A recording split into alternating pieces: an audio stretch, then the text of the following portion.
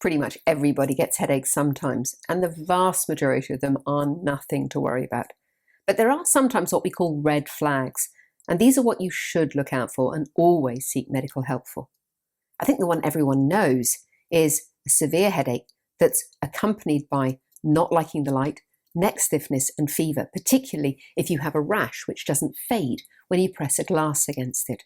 But you should also seek emergency medical help if you have a worsening headache when you've had a head injury in the last 24 hours. If you have what we call a first and worst headache, the first time you've ever had that kind of headache and the worst headache you've ever had. People sometimes describe it as a thunderclap headache, like being hit on the back of the head. If you get a headache which comes on for the first time when you cough or sneeze, or if you have a headache which is associated with feeling confused, with weakness down one side, or with problems with slurring of your speech or not being able to find your words.